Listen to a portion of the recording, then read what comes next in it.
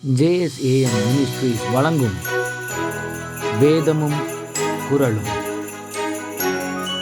இன்றைய வேதவசனம்: இருதயத்தில் சுத்தமுள்ளவர்கள் பாக்கியவான்கள், அவர்கள் தேவனை தரிசிப்பார்கள்.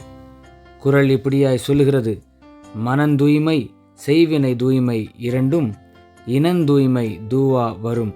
இதனுடைய பொருள் என்னவெனில், ஒருவன் கொண்டுள்ள தொடர்பு தூய்மையானதாக இருந்தால்தான் அவனுடைய மனமும் செயலும் தூய்மையானவையாக இருக்கும்.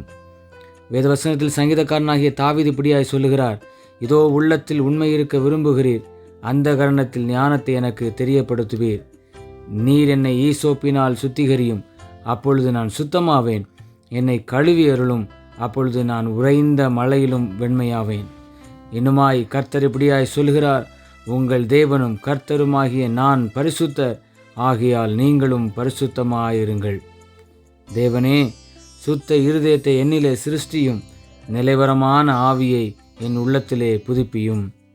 ஜெபிப்போம். இரக்கமுள்ள பிதாவே, இந்த நாளுக்காக நன்றி செலுத்துகிறோம்.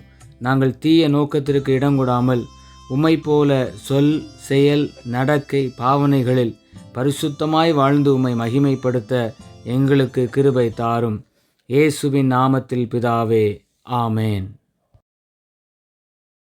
இந்த நாள் இனிய நாளாக அமைய வாழ்த்துக்கள். கர்த்தர் உங்களை ஆசீர்வதிப்பாராக. ஆமேன்.